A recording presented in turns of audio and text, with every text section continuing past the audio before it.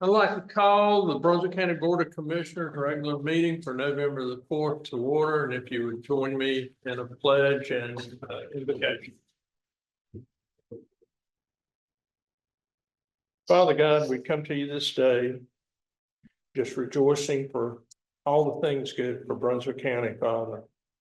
Father, we say a special prayer for all those families that are in need, Father, this day, that you will minister through their needs as you see best. Father, we give thanks for our military, Father, our veterans, Father. Father, our public safety officials, we just ask that you continue to watch over them as they watch over us, Father. We recognize the right for freedom as we stand here today and conduct the business of Brunswick County. We ask that you be with us in each and every decision, in each and every discussion that is made today, and look for the positive outcome of all. Father, we give you thanks for all things. In Christ's name, amen. Amen. Pledge allegiance to the flag of the United States of America and to the republic for which it stands, one nation, under God, indivisible, with liberty and justice for all. All right. Are there any adjustments or do I hear approval of the agenda? Second. Got a motion and a second. Any further discussion? Hearing none, all in favor, aye? Aye. Very good. All right. This is the time that we have set aside for public comment. And there was a sign up list outside the door. I have it before me now. And we will follow the list. It is each unless you're speaking on behalf of a group that is recognized here before us today, then everyone has 3 minutes in which to provide us with their thoughts and sharing.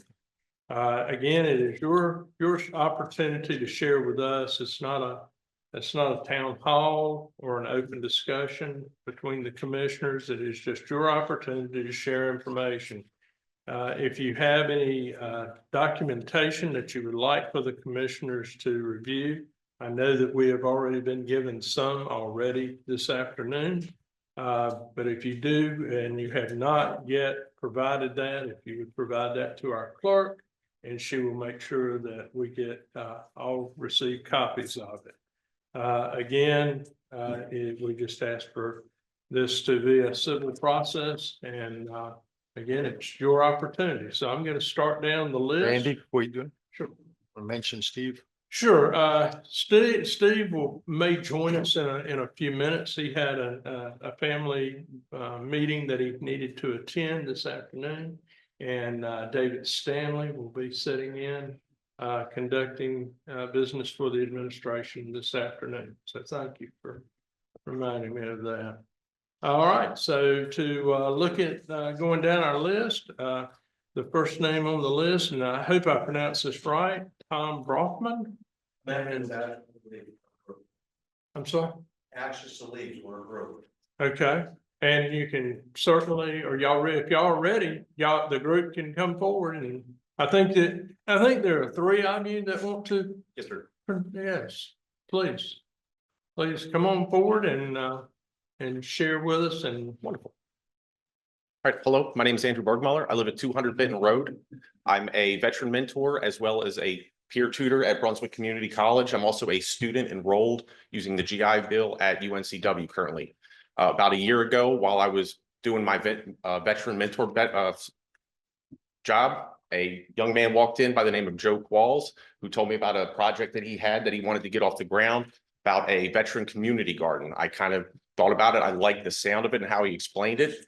And I said, my family has land in the area on Benton Road, and I would be willing to talk to them and see, would you be willing to, hey, mom and dad, would you be willing to help out and actually approve some land? And they said, yes, they're very on board. And it sounds like a great opportunity to help and get a lot of local schools, assisted living facilities, as well as veterans involved, and then also be able to just have people come together that have a patch of land that they can work on. So, I mean, This is a very large elderly community and growing. Some don't have the ability to get everything ready in the middle of July. This is a place where they can come, things will already be set up for them. They can just attend to their portion of the garden and then come and go as they please. But other than that, like I have Joe here to help explain kind of his vision and passion. I myself am a 9-year U.S. Marine Corps veteran. He's an Army veteran. We were both Afghan vets, and we just kind of came together on this and wanted to really help and ask the community and the county if they would help just till the field. We used to have a family member that would come and do it. They have since passed on, and we don't have access to that equipment anymore. And it's just we have the 501c, we're ready, but the field has gone into disrepair. So, I mean, if Joe, you wanted to. Yes. Hello, I'm Joseph Qualls. I created the vision of Ashes to Leaves because I ended up running into an issue where I was coming from Alaska back to the lower 48, and I ran into an issue of money. I ran into this issue because whenever I got back from Afghanistan, they found that my hip needed to be replaced, and they ended up medically discharging me out of the military. Whenever I was being medically discharged out, they found other things that turned into a medical retirement. But as I was traveling back from Alaska back home, I wasn't able to access any funds at all. Whenever I ended up trying to access funds from the veteran side of the house and the military side of the house, they pretty much went dry on me, and I ran into a hard time where I just had no money. So my family had to pitch in and get me home. So that's where this ended up all originating from, was I wanted to fill a loophole that no one else was going to fill. And that's why I ended up being very passionate about this, especially going into Afghanistan and coming back home and then not being kind of cut off of military services. It was very hard for me. But overall, I was a veteran for 7 years, met Andrew, and then we took off, and he told me he had property, and we decided to join forces basically and try to get this thing going off the ground. Like we said, the field, it needs we need it to be plowed but other services are needed as well. I believe that's all we have. Thank you. I think, or do you have, yes, sir.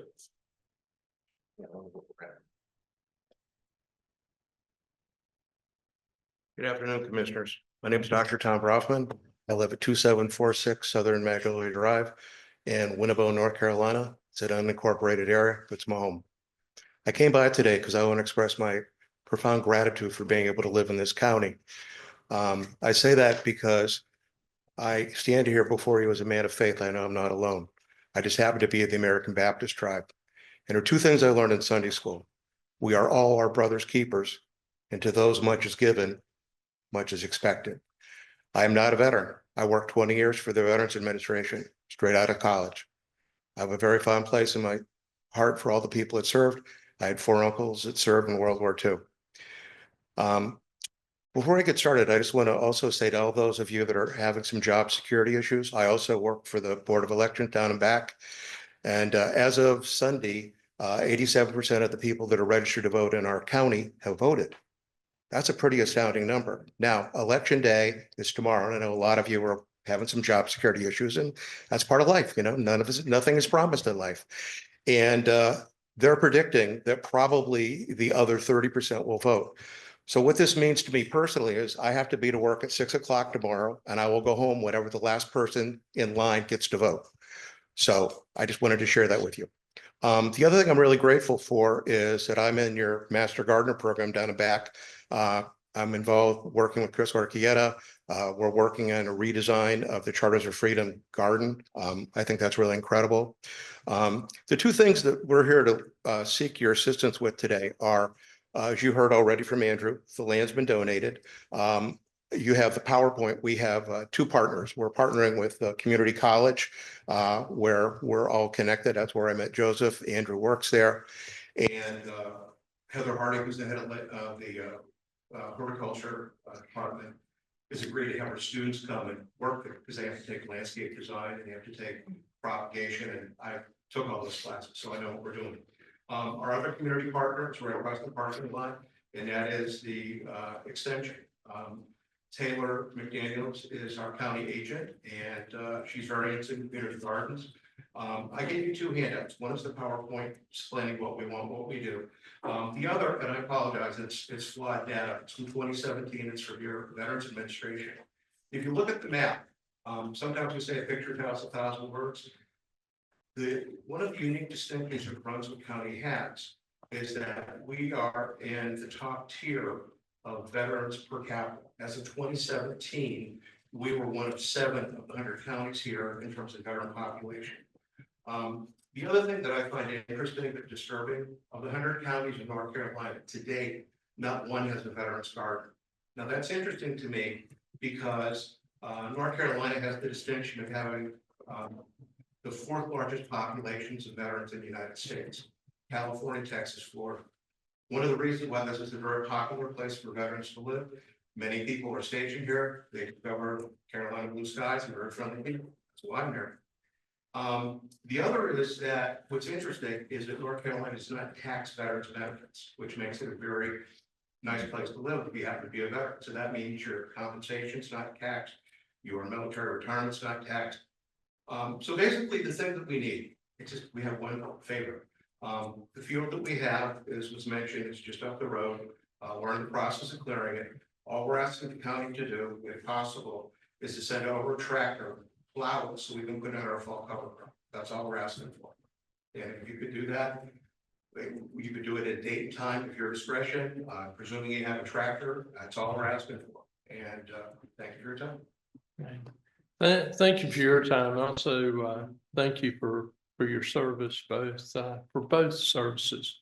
And I know that your first service was very important, but tomorrow's service is going to be important as well. So we recognize that. We thank you for that. And just one other thought, since we all work for the county in one way or another, I just have to share, we need a little bit of humor. Every time I drive under the grounds, I'm thinking about the Glen Campbell song, Wichita lineman working for the county.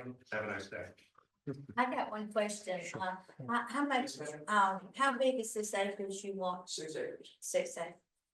And all we're just asking is if you can bring a trowel or plow it, we can tell you when we're ready. We're still in the process of clearing the land. This could be, a contribution that you can make on behalf of the veterans and all the residents of the county. We really appreciate it if you can start with us. Okay. I think Leanne has already collected contact information. So Yes. yes, we have. So Thank you for your time. we'll definitely, administration will definitely follow up with you and come back with a recommendation. And I would share with you that one veteran garden that is very impressive is the one at our hospice center here in the county. A very impressive veterans garden is there, and it's right across from the college almost. I would ask you to take a look at that one too, to get your ideas. That's VA property. That's federal. Right. We'd like to have one in the And county. I understand that. No, I think that's appropriate. Just one other thing to consider is that in the state of California, which has the highest number of veterans, they have 100. We're waiting to get our first. Thank you, Yeah. sir. Yes, thank y'all. Again, thank y'all for taking time out to share with us this afternoon. Anything else from the board members? Okay, very good. All right, Terry Austin.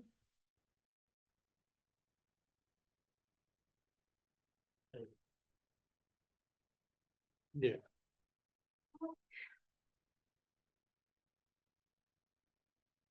Very often, Gene, what you do on the road. Hello, 284, so here we are again. We're kind of getting tired of you and seeing you. Just quickly, I just want you to know something about me. I moved here in 1996. Before we bought property down here, I researched. I knew who was governor, I knew who was mayor, I knew how the schools were, I knew it, I just knew the thing I wanted. What is here now is not what I bargained for when I bought here. So, I am overwhelmed and don't be offended by the apathy and exclusion sometimes. I speak to you as a former, today I speak to you as a former director of surgical services. If I had something to be added to the structure of my department, new procedure, new equipment, new doctor, no matter what, I would have to sit down and plan. What do I need to know? What do I need to do? What has to happen to ensure that absorb any one of the above is introduced and goes well without any issues. The health and well-being of my staff and the patient population depend on all the careful research and implementation of any of these necessary steps go well. I don't see that happening here. What steps have been taken, research into the community that needs to be cleared prior to the immense drive toward new housing development without ensuring that infrastructure has been developed and put in place to ensure its success. We need road improvement.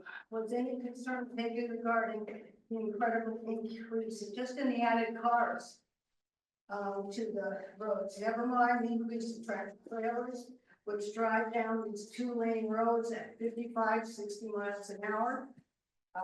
It's scary sometimes. And I know they have to come. They supply the visits from the county. The heavy equipment, dump trucks that are traveling side and back roads of the county and the damage they do to the roads. Where are the people going? Where are the people going to shop for groceries? Where is the pre-thought planning for schools, teachers? How about EMS, fire, police service being planned for and put in place for the growth explosion? Where is the pre-thought for land protection, prevention of continued flooding that has raised real dangerous and deadly situations here at the cost of life? Where are the healthcare professionals and institutions that will be necessary to serve this population explosion? Where in all of this does your constituency take into consideration? And where are the plans for the middle income workers that keep all our businesses going? Where are they going to do this? What kind of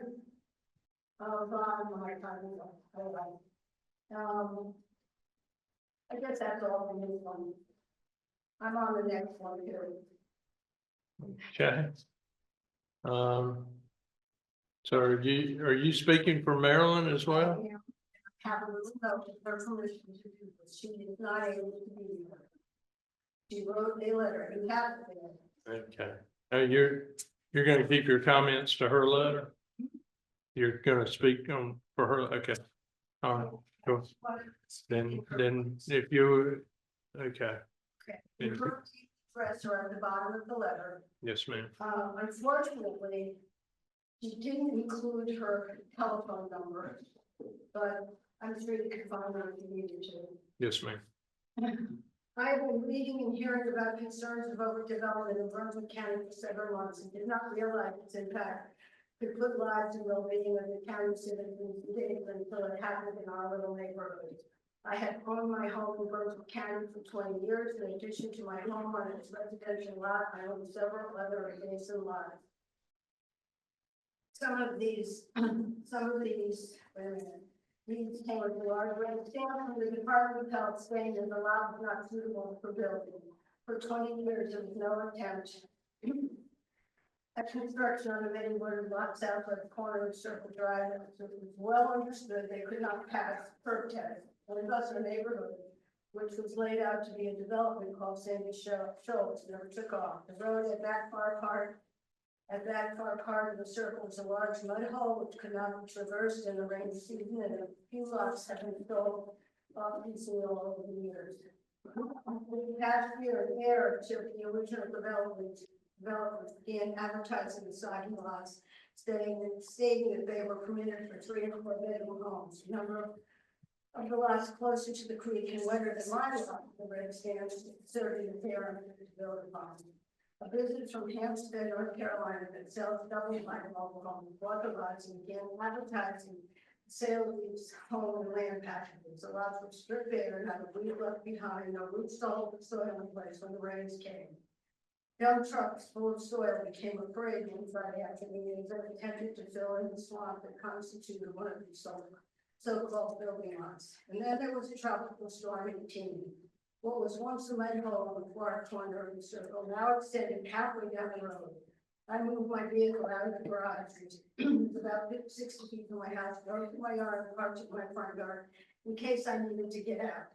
The road was impassable due to the mud ruts left by the construction activity. In an emergency, no first responder vehicle would have made it through, not an ambulance, not a fire truck.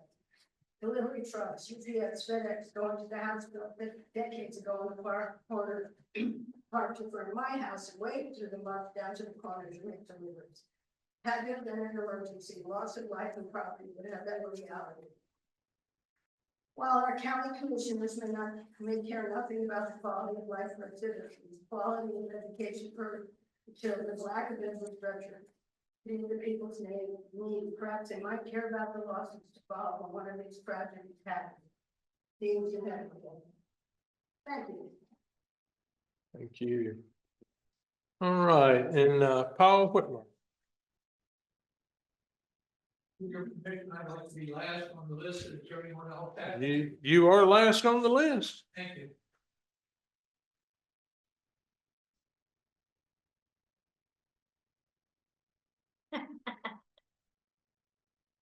Good afternoon.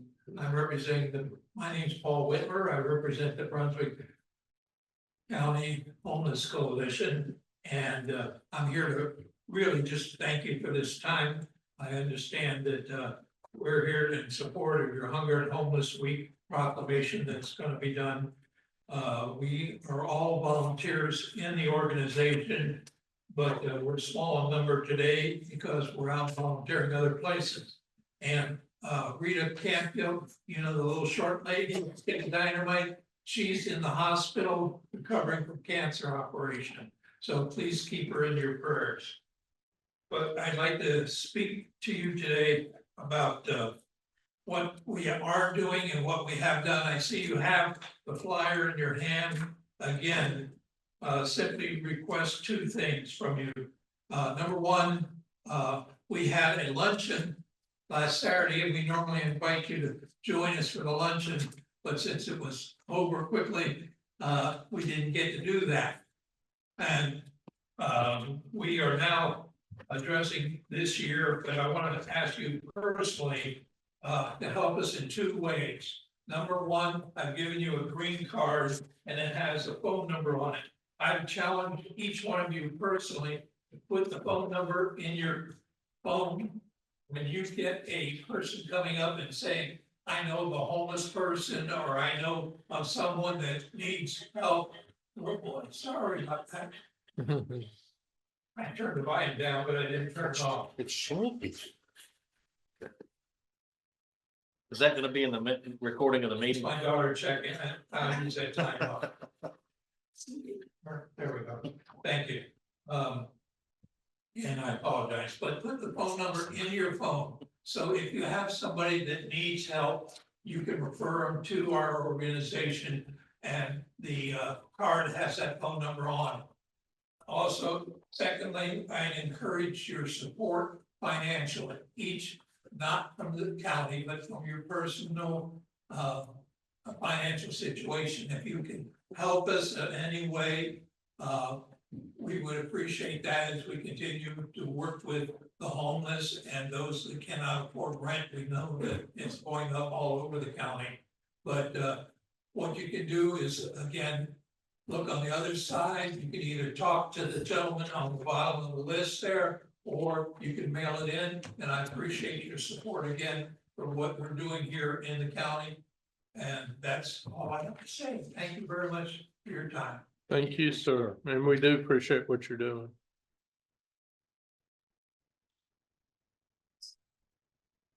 All right, so that's everything for public comment. Do I hear approval of the consent agenda? Move to approve the consent agenda. I'll second. All right, motion and a second, any discussion? Hearing none, all in favor, aye? Aye. Very good. All right, presentations, finance. Somebody, I'd like to welcome Brandy Turble from Thompson Price Scott Adams. She was the audit manager on our job this year and last year. She's gonna present the results of the fiscal year 24 audit. very good, welcome. Good afternoon. As you said, my name is Brandy Turtle. I'm the audit manager with Thompson Price. I've been there since April 2005, so pretty much since the year I got out of college. So this has been my career. Alan sends his regards for not being able to be here, so I'm here in his stead. So I think in your agenda packet, I see it on the screen there, you have what we call the presentation results, where we just go through and highlight a couple of things from the engagement. So the first couple of pages, go to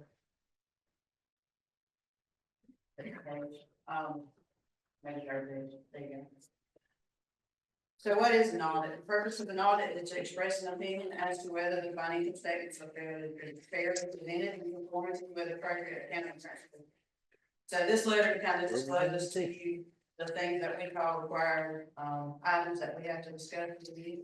So in performing the audit, procedures are performed, we test the selection of financial transactions, and we also go through determinations provided by uniform guidance to select programs, federal, state award programs that we have to test in determining our opinion.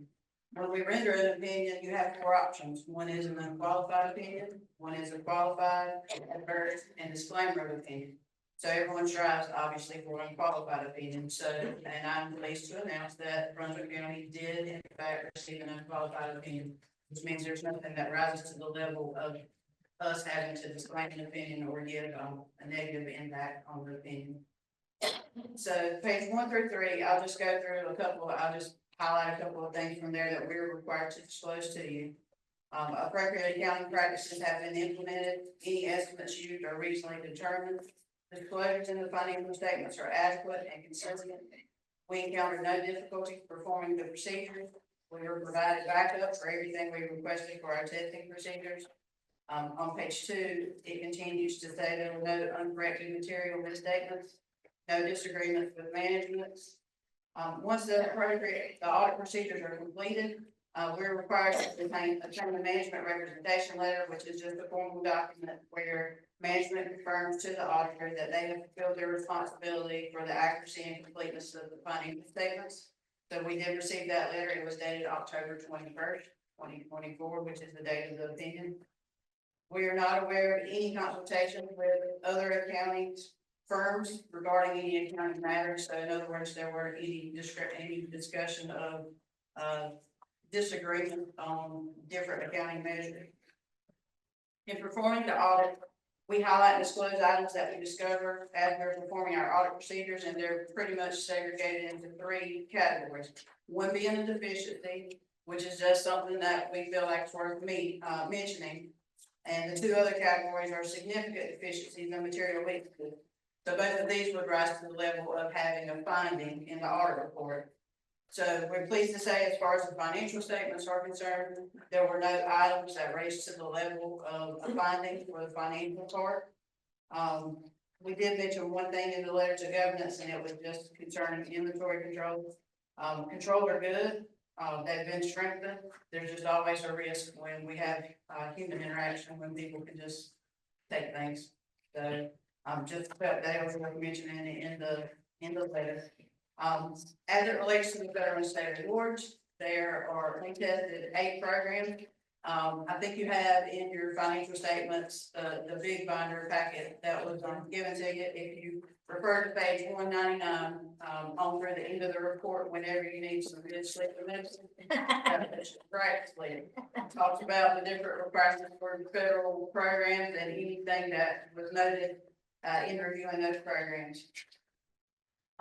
Page 3 of that letter just continues to say that we were engaged to report on the basic financial statements and schedules, but we're not required to report on the extra additions that's in there for the GFOA certificate. So the introductory section and statistical section that's in the back of the report.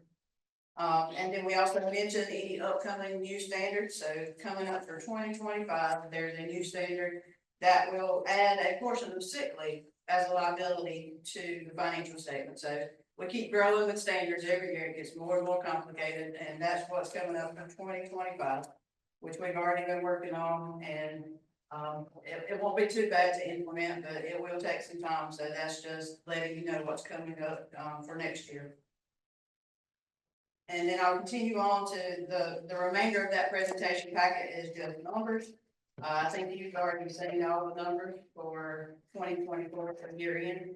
So we just like to go through and make a chart of a 5-year history containing this year and the prior 4 years. So pages 4 and 5 of that presentation packet has a bunch of numbers that talk about fund balance, cash, fund balance for each of the funds, like the general fund, water fund, wastewater fund, and the other governmental funds. It mentions tax rates, collection percentages, levy amounts, total debt outstanding, and then the general fund breakdown of revenues and expenses. So that's pages 4 and 5, and then all those numbers are put into context in a picture starting on page 6, where we have analysis of graphs. On page 6, the top chart is fund balance, so it's got total fund balance and unavailable fund balance. The bottom chart compares you to the average industry for starting in, I guess, 2022. They changed their methodology for comparing you to your peers. So you now just have 2 categories. One of them is budgets over 100 million for general fund and budgets under 100 million. So in a couple of these charts, you'll just see where you stand in comparison with your peers in your industry group of budgets over 100 million. The bottom page 6 with the available fund balance. Continue to page 7, has cash balances and fund balances for 2024. Page 8 has collection percentages, so top collection percentages, and there again, that's another instance where it's compared to the peer group. The bottom chart on page 8 has debt, excluding compensated absences, so it shows the governmental debt and business type debt outstanding at 6/30/24. Page 9 continues to show you of the general fund revenue, what the biggest percentage is, which is ad valorem taxes, and the next percentage being local option sales tax. And then page 10 has a breakdown of general fund expenditures, with the biggest being public safety and human services, education. Those are the biggest 3%. That's pretty much the gist of the results of the audit.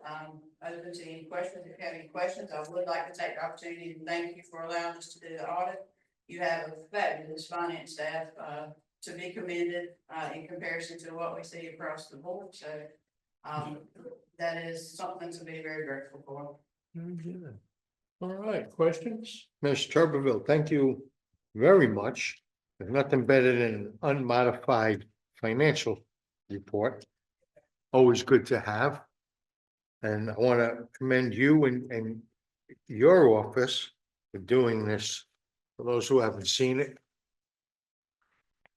rather large report.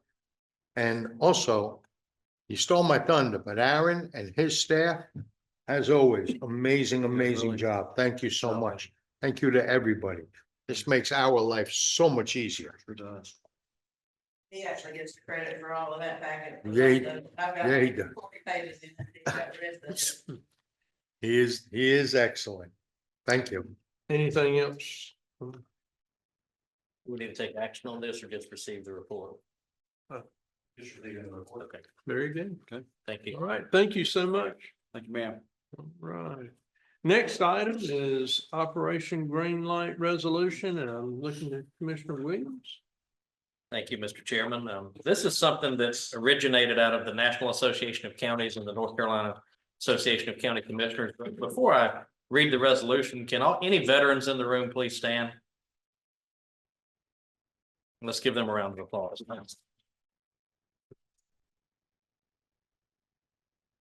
Thank you for your service. This is a resolution supporting Operation Greenlight for veterans. Whereas veterans continue to serve our community in the American Legion, veterans of foreign wars, religious groups, civil service, and by functioning as county veteran service officers in 29 states to help fellow former service members access more than $52 billion in federal health, disability, and compensation benefits each year. And whereas approximately 200,000 service members transition to civilian communities annually. And whereas studies indicate that between 44 and 72% of service members experience high levels of stress during the transition from military to civilian life. And whereas active duty military service members transitioning from military service are at a high risk for suicide during their first year after military service. And whereas Brunswick County appreciates the sacrifices of our United States military personnel and believes specific recognition should be granted. Now therefore be it resolved with designation as a green light for Veterans County, that Brunswick County hereby declares November 4th through 11th, 2024 as a time to salute and honor the sacrifice of our men and women in uniform transitioning from active service. And further be it resolved that in observance of Operation Greenlight, Brunswick County encourages its citizens in patriotic tradition to recognize the importance of honoring all those who made immeasurable sacrifices to preserve freedom by displaying a green light in a window of their place of business or residence for the next week. Adopted this 4th day of November 2024, and I move approval, Mr. Chairman. All right, have a motion Second. and a second. All in favor, aye? Aye. Very good. And just to clarify what it asked that people, again, put literally a green light bulb either in your window, or you could also make it your floodlight on your porch or whatever. That'd probably be even better than in your window. I did learn that because it says it's a green light bulb, that may mean it's energy efficient and not green light. So be careful what you purchase, because I learned that the hard way a couple of years ago. But again, I would encourage anyone who can to do so. Green light. Very good. All right, thank you, sir. All right, next item is proclamation recognizing November the 17th to the 23rd is National Hunger and Homeless Awareness Week. Commissioner, come on down.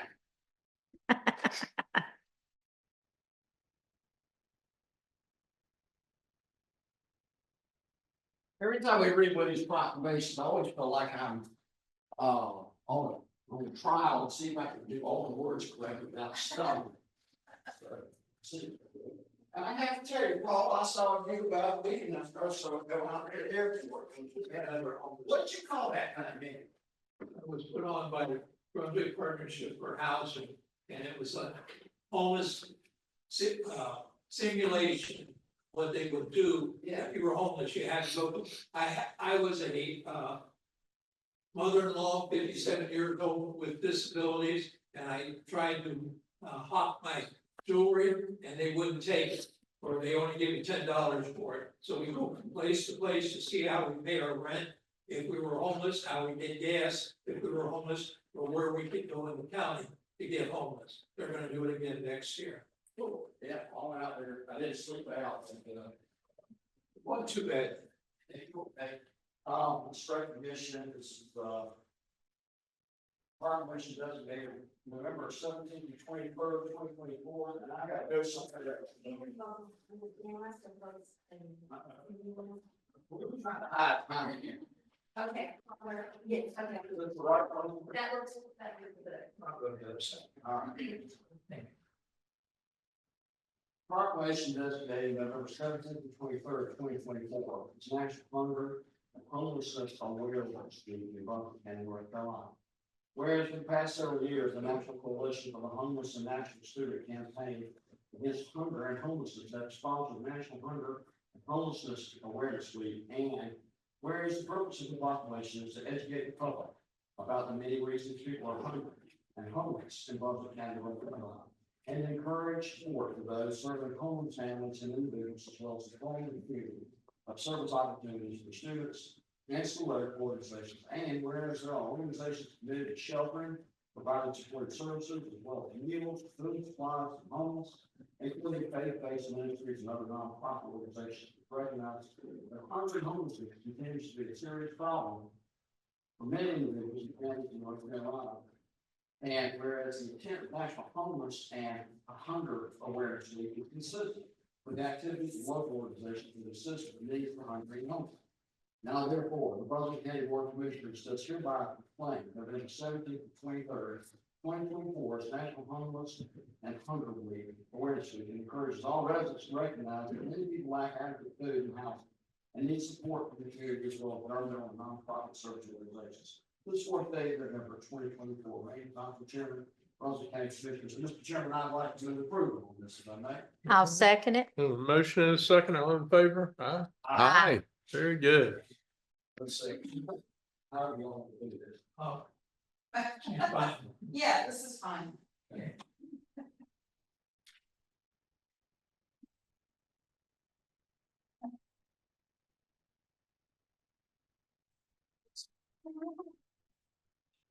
We'll get it. Oh, No, it's. just gotta prove she was here. Is your phone going to go off? No, those. Thank you.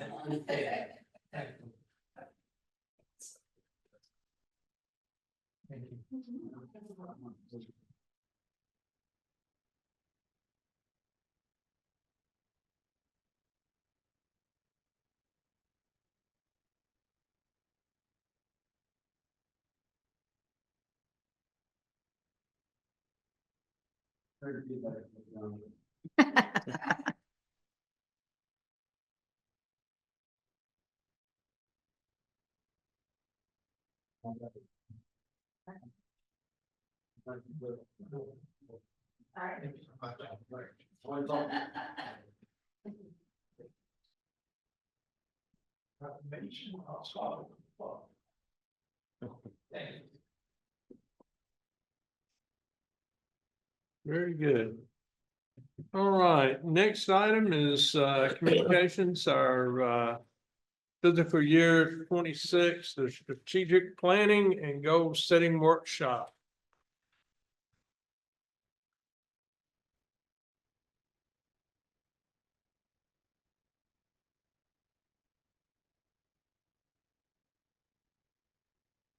Hello, good afternoon. I'm Megan Casack, Communications Director with Brunswick County.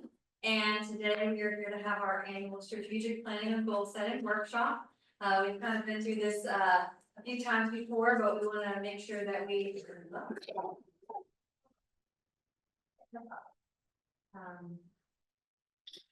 do this every year, of course, as we prepare for our departments to go through their goal forms and review their tactics and identify any new tactics or next steps for any tactics that they have that meet your goals and objectives. This is also a chance for us to kind of get some thoughts from you all before we start giving those departments directions in anticipation of the goal setting workshop in January. Okay. Thank you very much. So we'll just keep going to the first part of again, we're currently in the 2023-2027 5-year strategic plan. This was originally adopted in November 2021 with an amendment in 2022. It's a revolving plan that clarifies the responsibilities for development of goals, objectives, and tactics. And as part of that, you have 5 key strategic goal areas with different objectives underneath them. Those are economic development, education, excellent government, growth and sustainability, and healthy and safe community. And the way that we kind of delineate the process is that the Board of Commissioners is responsible for setting kind of the main framework, which are those strategic goals, and then the objectives underneath them, as well as the mission and the vision for the county. These are kind of the main bread and butter points that the departments will focus on in that 5-year plan. And throughout that process, they'll identify tactics that they either already do that meet those objectives that you all have set, or other tactics and other actions that can be used to help meet those objectives in the long term. They identify key performance indicators or performance measurements so that they can identify how effective tactics are, how effective tactics are, where there might be some room for improvement, just to see how we're going, and ultimately leading to outcomes. So we do this every year, even though it's a 5-year revolving plan. So the next 4 months in the budget calendar is we're having the strategic goal planning and goal setting workshop today with you all. And then we're going to take any feedback that we have from you today and incorporate that into instructions for departments, and they'll receive their goal forms for the fiscal year 2026 budget, long-term planning in next week. During the next couple of weeks, we're gonna give departments a chance to talk with communications to help plan out their goal forms. Again, their goal forms, they're gonna be pretty similar to what they did in the previous years, but we are going to look at if there are new tactics that can be brought on board, or there are new opportunities or challenges that need to be identified that they have on the horizon. And then what kind of key performance indicators are they using? What kind of metrics could we bring on board? This is especially important we can prepare for a new strategic plan dashboard, which I'll touch on. And, and then in December, they'll be returning that to all, we'll be working through that. In anticipation of our goals workshop in January. And then once they have finalized those goals and whatnot, they'll be using that as they anticipate planning out their budget request for fiscal year 2026. We're gonna go to the next page. Back in August, you all authorized us to execute a contract with Invisio to develop a strategic planning dashboard update. And we'll let you know that we're still working through that contract process, but once that gets finalized, we will be working on the kickoff and implementation phase. So that's kind of the time that communications and some other probably keys down when we learning it, and then we'll be later doing one-on-one training with the departments, so that they can identify the folks that will be responsible for inputting information, and we're also going to work with them one-on-one to help implement the things that they're going to be putting on these goal forms and what they put in previous goal forms into the new dashboard. Then we'll provide them some specific training, and we'll set parameters such as how frequently updates should be put in, how frequently those key performance indicators should be updated, what's reasonable based on the data that they have available to them, and then how we're going to build that out and collaborate with one another. So going back to that January goal workshop that we have every year, usually that's about, the departments have about 15 minutes to come speak with you about those key tactics that they have and the opportunities and challenges that are on the horizon and their key accomplishments that they've made in the last fiscal year. And usually that's kind of the key points that we hit during that. And we want to make sure that you feel like that is meeting your needs, or if there's any additional things that you might want to look at in January. So going to the next slide is kind of just our opportunity to discuss where we're at with that, with the goals, with the strategic plan. If there are anything that you all maybe want to talk about for the workshop in January, and that specifically is, do you want to see anything differently other than what you do?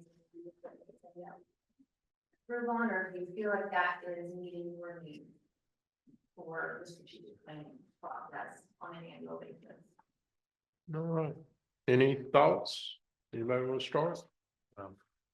I have a communication goal idea that I had I'd shared with all of you guys, and then it's now obsolete because I talked to Megan and we tweaked it a little bit. And even since then, I found what I think may be something where there's a redundancy. Leanne, are you able to share the most recent version of that? And as she's pulling this up, I just want to say, first and foremost, thank you for everything your department does. And the fact that I'm putting an increased emphasis on communication should in no way think that it's a negative reflection on them. If anything, it underscores the importance of what her department does. And I think it's so critical.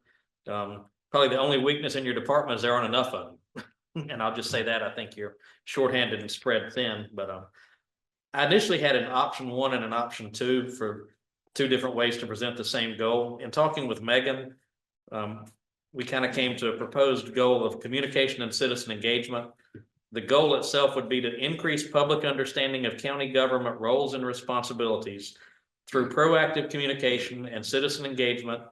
Maybe change that proactive communication, citizen engagement, and rapid clarification and response to disinformation. And I just realized there are typos in this because we edited it on the fly, but you can get the point of that. And I realize there's a redundancy in number 1 and number 2 because they both talk about diversifying communication channels. So the first one maybe applies to digital. The second one would have things like the Speakers Bureau that we talked about. So maybe add the word digital before communication in objective number 1. But I'd be love to hear what the board thinks about this, but I do think we've seen the need to educate people on what we do, especially people who moved here from other states where counties are totally different, and talk about things like county roads that don't exist in North Carolina. And this provides another way to engage them.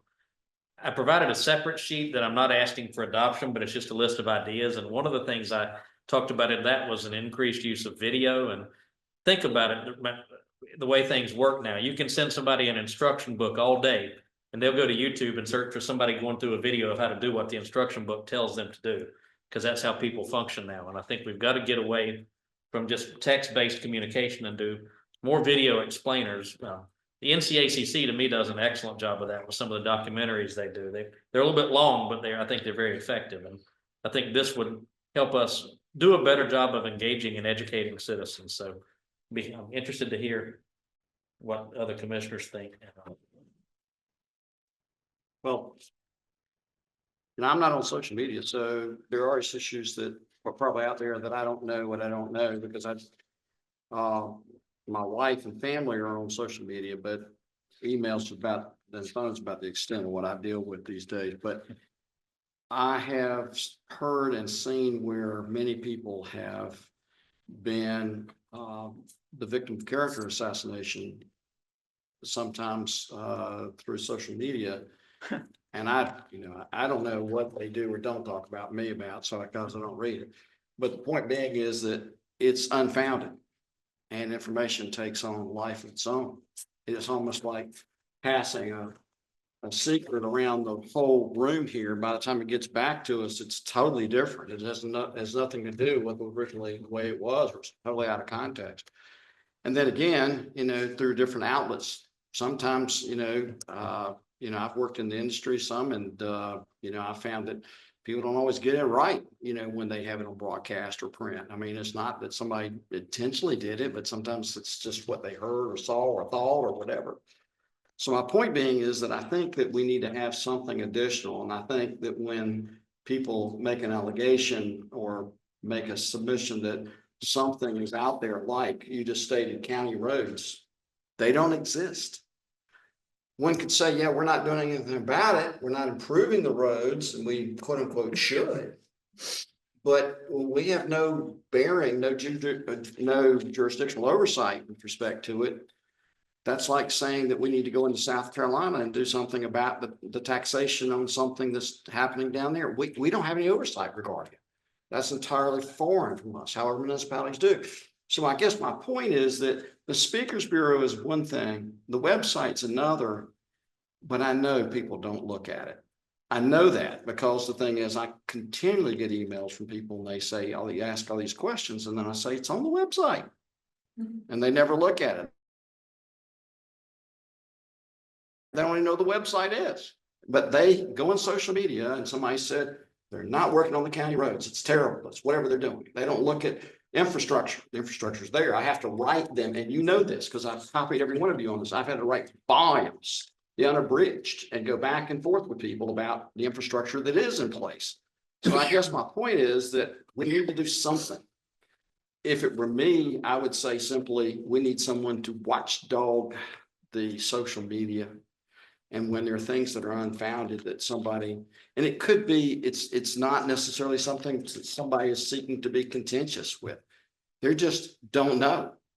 And so you point them and say, this information, we don't do county roads. There are no such things as county roads. However, if you want to have more information or you want to do it, you can contact NCDOT, or you can contact the state, or you follow where I'm going with this. I'm just trying to say we need to do something toward that end.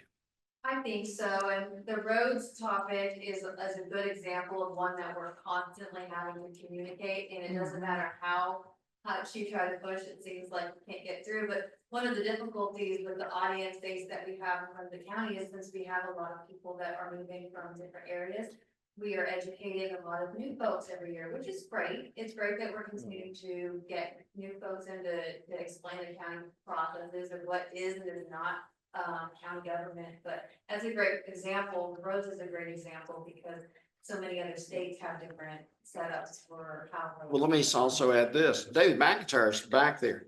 That man lives and breathes evacuation. That man has it in depth. If you know anything about him, that's what he thinks. It's probably the first thoughts in the morning and the last thoughts at night, at least when he's working here. His evacuation, being proactive, public safety and everything else. It gets me when people come up and say, you have no idea what you're doing in evacuation. I'm going, no, the reality is you don't know what's going on behind the scenes. It's not like we're trying to tell you and brag about it. Let me tell you about it. We don't do that. It's there. It's like, I don't have to find out if Brunswick Electric or Duke Energy is going to have their generators running tomorrow. They're there and they're running, and I plan on being able to turn the lights on tonight and tomorrow. That's the way David McIntyre runs the railroad. It's there. It's in depth. It's in place. They don't even know that we've got 180,000 users of a radio system in North Carolina, the largest of its kind in the entire nation or the entire world. But no, people say, well, they don't know how to communicate. They don't know how to evacuate. They don't know how to do anything. That's not true. And I'm really personally tired of it because we get the emails as if we have no clue what is going on. And the reality is it's in depth. It's proactive. It's built in. It's there. And I really, I'm not into bragging. I'm really not. But I do think that we need to brag about the staff. Just like that audit. That audit was amazing. These people do these audits all the time. They got #1, A++ out of the box, did an incredible job. Do we brag about it? No, but it's done. And it's like Dave McIntyre need to be able to talk about. These are the things people need to know, either through the speakers bureaus, through our websites, but also countering this vicious, vindictive things that we see, that people see on social media. I think it's time we do something, whatever it takes. I don't know. And maybe you've covered that. I hope so. Commissioner, What I was gonna suggest is, I think you've got an idea of what we want this to say, but there obviously, because we edited on the fly, there are typos in it. I would like to suggest that we have Megan come back at our next meeting with a cleaned up version of this, and we maybe adopt it then to put into our goals package rather than try to adopt something that still has work that needs to be done, if that's okay. And the only other thing I'd say about the need for it, I go back to Florence. Obviously media was stretched thin then, but I did a 45-minute press conference interview with 5 news outlets in Leland during Florence and got 30 seconds of coverage. And we could have streamed the whole thing, regardless of who the chair is or what the issue is, on our website and house it there. And that would be just another opportunity for us to get the word out in its entirety, because they were trying to cover 10 counties and half those counties were flooded. So, is that y'all good with that direction? Well, I am. I don't know what's best for us the direction for us to go. I do know that I'm off of social media now completely. But the false information that's out there, how do we correct it and move forward? Do we put a video on the website? Will people come to the website and look at it? How many people are signing up for our email information? If they're not signing up for it, they don't know, and they're going to still put false information if they want to go against us. That's the kicker. And it's not a political thing that we're trying to discuss. We're trying to educate the people that have moved here. But there's citizens that have lived here 40 years that continue to put false information on social media. So it's really sad, but we need to do something, and I'm not sure what it is. So I'm willing to look at it and see what suggestions people come up with. Maybe we need to put something in the utility bills showing, did you know that county does not do roads? Do you know, all these little things, Well, I think there's certainly a lot of different directions that you can go in with this proposed option. I'm happy to bring back a revised version for you all to review at the next meeting. I think there's a couple of different purposes for why you want to go down this road. Misinformation, or not having not knowing where to find the information, or one of the things that is a struggle in general is sometimes people have one way that they like to get their information and they're not going to seek out another way. Right. And so our challenge for communications and in helping our departments as well is we're trying to hit every single communication hat available. So we're stretching ourselves thin across a lot of different mediums. Now, that's fine. We want to make sure that we're capturing a lot of people, but sometimes there's, something comes up and it's like, well, I didn't get an email about it. Well, we have our email on our website. We have it right there at the very front. Every media release that we send out and on the webpage, we have links to sign up for news like this. We do social media blasts and we try to make sure people get the word out. We are posting those email lists and we're ready Brunswick. We're trying to, and that goes out to media, that goes through our channels, that goes to our partners so that they can help share it through their channels. So we try to get in front of everybody, but everyone gets their news or they get their information a different way. And I don't expect everyone to, sit at home every day and say, I wonder what my local government is. But we do want them to feel like they're heard, they feel like they know where they can find that information. And if there are certain particular topics that we feel like they keep coming up and we need to find some maybe some more unique or just diversify a little bit more, we can, we need to be strategic about it, but let's find those specific ones that we really want to hone in a little bit more on. What are some of the other ideas for communicating that we haven't tried before, like maybe a 30-second explainer video or whatnot. Right. We also we've really been trying to delve into more, we appreciate organic communication because it's cheap and whatnot, and it's usually easier to access, but we have been trying to get more into advertising and digital a little bit more so we can get particular messages out in front of audiences. So we've been looking at digital radio, things of that nature. It costs money, and so those are things we try to budget for, and we try to increase a little bit over time. You mentioned your utility bills, and we've been trying to put a lot of information in our utility bills as well.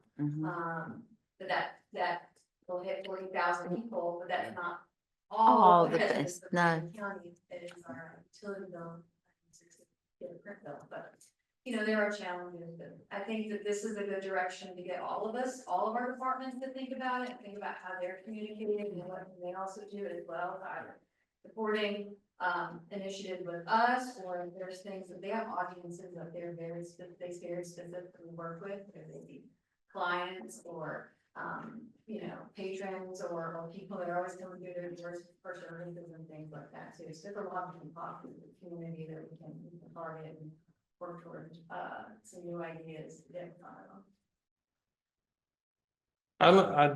them. I do like the idea of the county speakers bureau.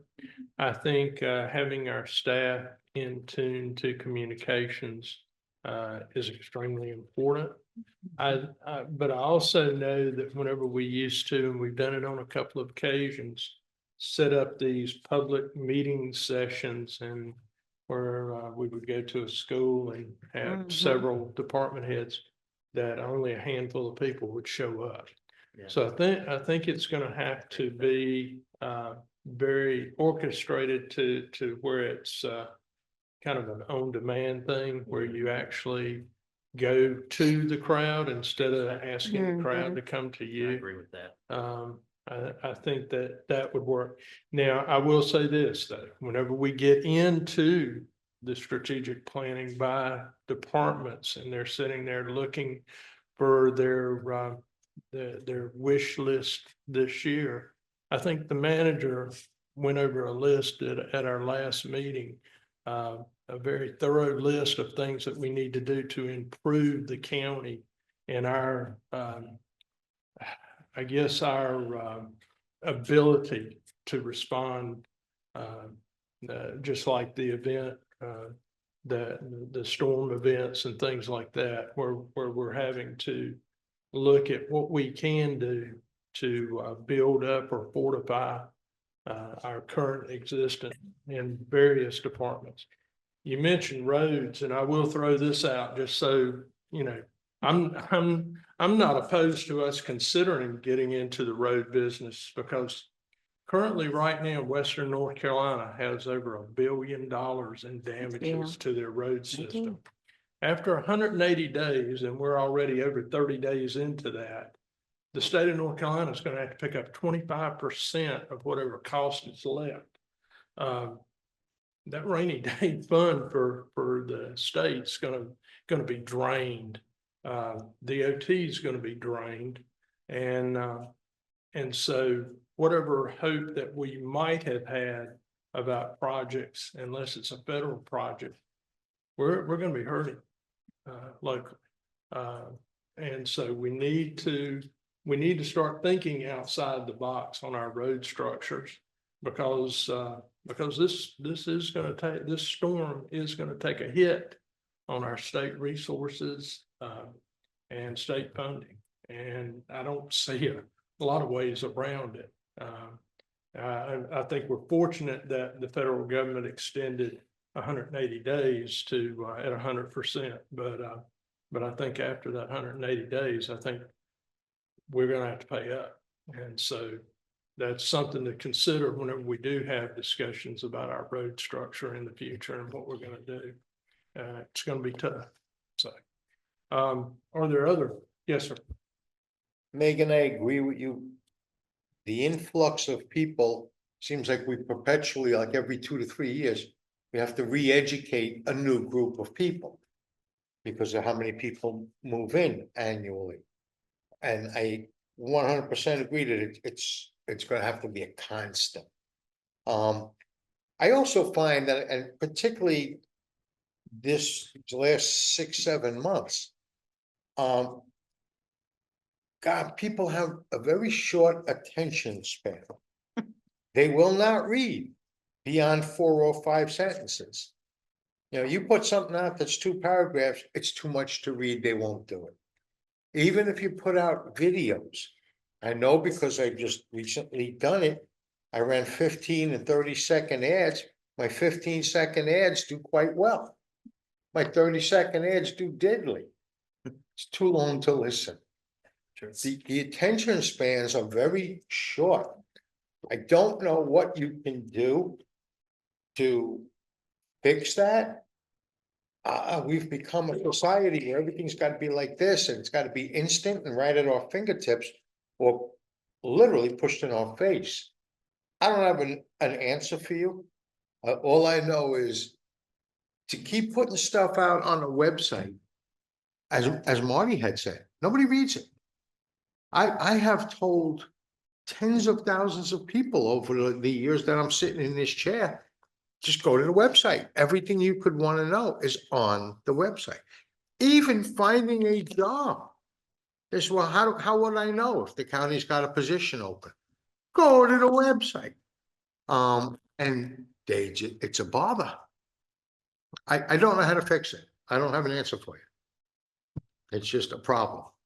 I don't know how to fix the short attention spans, or I understand if you don't want to read a whole page. I really, unless it's something I really, really want to make sure I fully understand, then I'm gonna go make sure I read it. But we do live in a world where we Google it, if we can't find this, the AI is to find the result for me, and Right. 0.8 seconds and put it right up at the top, then it's gonna be too difficult for me, But I also understand too, it's like we wanna make sure people are finding that information easily, or are there other methods that we could use, or are there just, we need to just kind of revamp how we do certain things, or do we stop doing certain types of things so we can make way for other types of communication tools that. Megan, I've got an idea for this, if you wanna. Okay. All right, when I do student stuff, I make them fit a time slot. Okay, I make them do beginning, middle, end, 30 seconds, right? And then I do like the video blocks of from 2 to 3 minutes. That's it, you're done. Okay, because people will run their breath. What he's saying is right. The thing is, once the viewer knows who it is and what it is, everything else, they make a decision whether they want to do it or not. They either turn you off or they stay on. The deal is they reach where they are and now they're gone. Here's how you fix that. If you take in your website, and I don't know how to build it, I just know how you can do it. If you go in your website and you've got a video that's running and it's like, let me tell you about whatever it is. They don't hear about that. If you want to know more, click on this link. Boom, takes you to that site. Okay, then the next thing you go to is you've got another video that you have out there. Let's say whatever it is. You got one on roads, you got one on public safety, you got one on evacuation, you got one on homelessness, you got one on, pick a topic. And you do like a 15, 20-second front end. That's all you really got to do. Who, what, when, where, and how. Then a link, basic information that they need to know. We don't do county roads. We don't do it. Since the 1930s, this is the municipalities do. If you want to know more information, but goes to that. It's just the next thing, same thing. Just pop it on down, and you can do as individual. Videos because you want to know about this. Click on it, you see it. You want more information, it takes you to it. Otherwise, you're going to have to listen to two to 3 minutes of that, and they're not going to do that.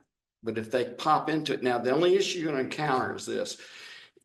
If they have the pop-up blocker enabled, which is inherent with a lot of platforms, and it's hard to take it off, and they don't even know how to do that, that's going to be something you have to overcome. So you either have to have it as a link, or you have to tell them what the link is, or you have to tell them what it is on the website and everything else, because in my case, with what we teach, if you don't have the pop-up blocker disabled, you miss it. There's nothing there for you to click on. It's gone. So, and I've told you how to build a watch when you just want to know what time it is. But anyway, that's an idea. Okay. Yeah, I mean, again, like, we can't plan for some of those issues, whether they're gonna have pop-up blocker. Are they gonna actually go on the website and read or use the search engine? I mean, we have a fairly new website, but we looked at specifically because it had a very strong search. But if you tell them that information, or you give the pop-up, but you tell them, then go to our website, this is where it is, and you'll have that and a whole lot more, and then move on to the next thing. And you're in and out in like 15, 20 seconds, and you go on the next thing. If Do we that, need to take any action on this or just give? I think give her direction and she can come back to us under the administration. So my understanding is we'll come back with new option one with a revised recommendation, but true to the spirit of that at the next meeting. And we don't need to re-adopt the rest of the plan. It's already adopted, correct? So this is going to be a new addition, so it'll be goal number 6. And we probably would have you all vote on that, and then we would have it amended, we'd have it amended. Cool. As of that date. Okay. Yeah. Very good. Well, thank you, ma'am. Thank you. thank you, Great man. job. We're glad you're here. So planning and a public hearing.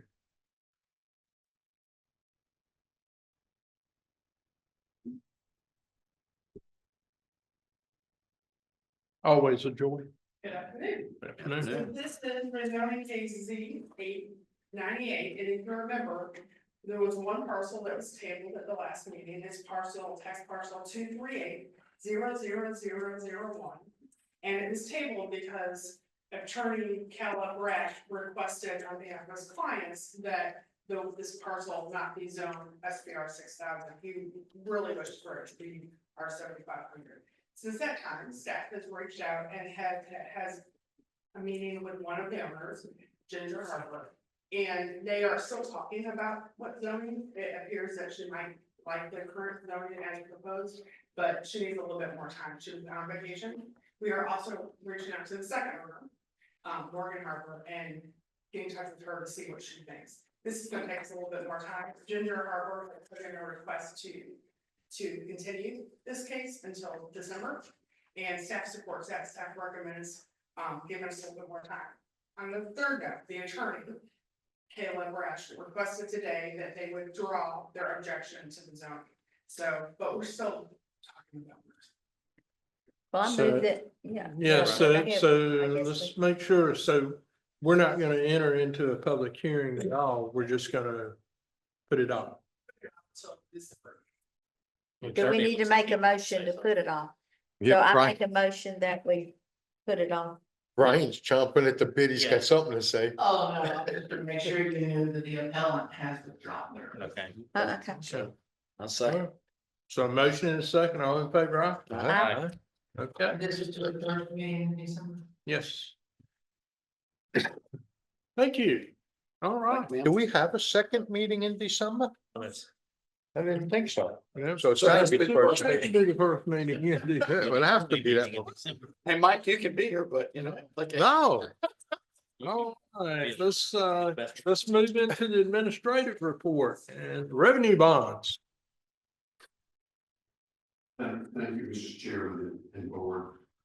We have your request that you approve a resolution directing the application to the local government commission for approval of enterprise systems revenue refunding bonds series 2025, requesting local government commission approval of the 2025 bonds and certain related matters and to pay the cost of the issuance bonds.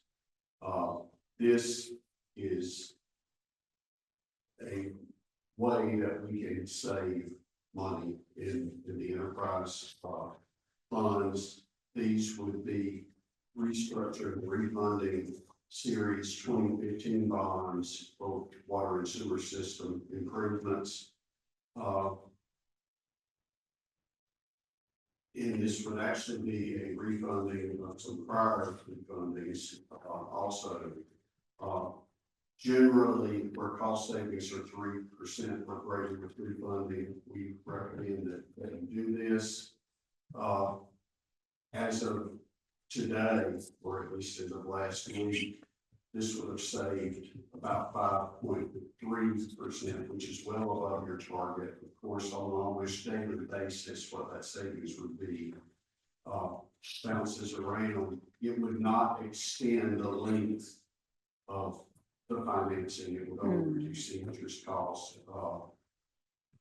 Our current estimate is about 1.9 million savings, which has a present value of 1.73 million. And we believe the true interest cost will be about 3.3%.